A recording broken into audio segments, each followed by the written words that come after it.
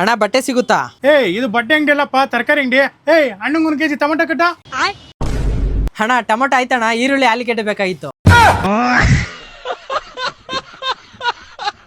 ನಮ್ಮ ಮನೆಗೆ PVC screen ಹಾಕ್ಸ್ಬೇಕು ಅಂತ ನಾನ್ ಫೋನ್ ಯೂಸ್ ಮಾಡ್ಕೊಂಡು ಎಲ್ಲೆಲ್ಲೋ ಹೋಗ್ಬಿಟ್ಟಿದೀನಿ. ಒಂದೊಳ್ಳೆ PVC ಸ್ಕ್ರೀನ್ ಹಾಕ್ಸೋಣ ಅಂತ ನಾನ್ ಕಾಂಟ್ಯಾಕ್ಟ್ ಮಾಡಿದ್ದೆ ಸಂಜಯ್ PVC ಸ್ಕ್ರೀನ್ ವರ್ಕ್ಸ್ ಅವ್ರನ್ನ. ಇವರು ಆಲ್ ಓವರ್ ಕರ್ನಾಟಕ ಎಲ್ಲೇ ಇದ್ರು ಸರಿ, ಜಸ್ಟ್ ಇಲ್ಲಿ ಕೊಟ್ಟಿರೋ ನಂಬರ್ ನ ಕಾಂಟ್ಯಾಕ್ಟ್ ಮಾಡಿ ಲೊಕೇಶನ್ ಕಳ್ಸಿದ್ರೆ ಸಾಕು, ಬಂದು ವರ್ಕ್ ನ ಮಾಡ್ಕೊಡ್ತಾರೆ. ಇವ್ರು ಬಂದ್ ಕೂಡ್ಲೆ ಮನೇಲಿ ಯಾವ ಜಾಗದಲ್ಲಿ ಸ್ಕ್ರೀನ್ ಹಾಕ್ಬೇಕು ಅಂತ ಕೇಳಿ ಇವ್ರ ವರ್ಕ್ ನ ಇವ್ರು ಸ್ಟಾರ್ಟ್ ಮಾಡಿದ್ರು. ಫಸ್ಟ್ ಸ್ಕ್ರೀನ್ ಕಲರ್ ನ ತೋರಿಸಿ ಯಾವ ಕಲರ್ ಎಲ್ ಪ್ಲೇಸ್ ಮಾಡ್ಬೇಕು ಅಂತ ಕೇಳಿದ್ರು. ಅದಾದ್ಮೇಲೆ ಕರೆಕ್ಟ್ ಆಗಿ ಅಳತೆ ತಂದು ಸ್ಕ್ರೀನ್ ವರ್ಕ್ ನ ಸ್ಟಾರ್ಟ್ ಮಾಡಿದ್ರು. ಮೆಜರ್ಮೆಂಟ್ ತಕ್ಕನಂಗೆ ಸ್ಕ್ರೀನ್ ನ ಕಟ್ ಮಾಡ್ಕೊಂಡು ಚಾನಲ್ ಗೆ ಹೋಲ್ಸ್ ಹೊಡೆದಿ ರಿವಿಟ್ ನ ಫಿಟ್ ಮಾಡ್ಕೊಂಡ್ರು. ಫಿಟ್ಟಿಂಗ್ ಆದ್ಮೇಲೆ ಚಾನಲ್ ನ ಮ್ಯಾಟಿಕ್ ಫಿಕ್ಸ್ ಮಾಡ್ಕೊಂಡ್ರು.